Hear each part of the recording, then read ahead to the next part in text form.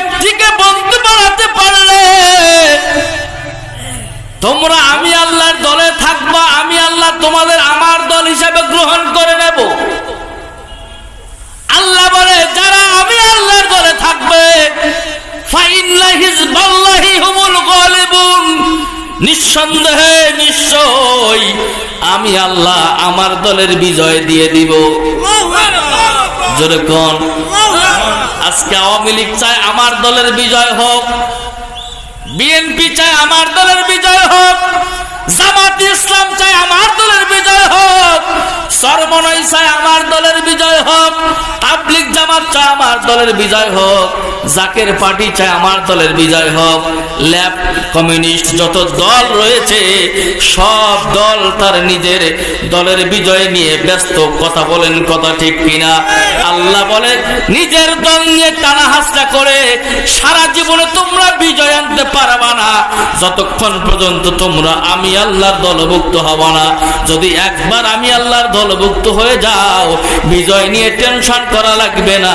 আমি আল্লাহ আমার কুদরতি পার্লামেন্ট থেকে ফাইন্না হিজবাল্লাহি হুমুল গালিবুন, নিঃসন্দেহে আমার দলের বিজয় আমি আল্লাহ দিয়ে দিব। জোরে বলেন আল্লাহু আকবার বলেন।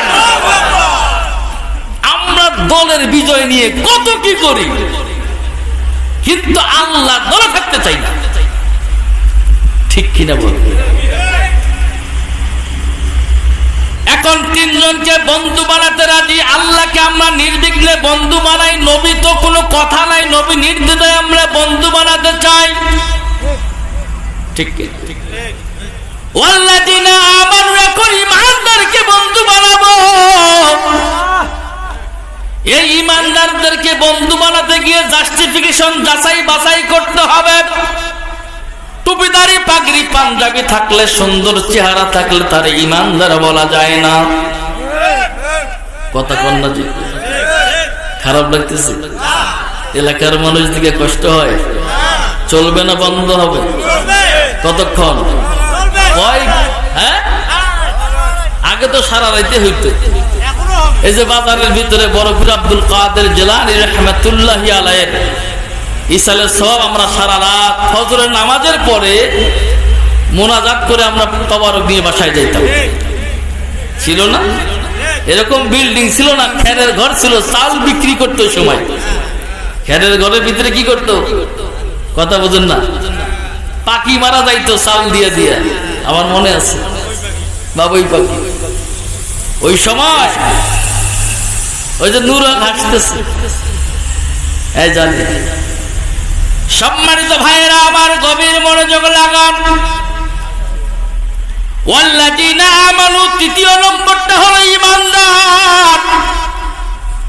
এই ঈমানদারদেরকে বন্ধু বানাতে গেলে, ঈমানদারদেরকে যাচাই বাছাই করতে গেলে, ঈমানদার আপনি কেমনে চিনবেন? আল্লাহ রাব্বুল আলামিন বলে আমার ঈমানদার বান্দাদের চেনার একটা মাত্র নিদর্শন আমি আল্লাহ তোমাদেরকে জানায় দিলাম। যারা ওয়াকুনু মা'আস সাদিকিন, সত্যবাদী বান্দা যারা, যাদের চরিত্রের ভিতরে বিন্দু মাত্র মিথ্যা কথা নাই, যার জীবনে মিথ্যা কথা নাই, সেই হলো ঈমানদার। কথা বলেন, কথা ঠিক কিনা?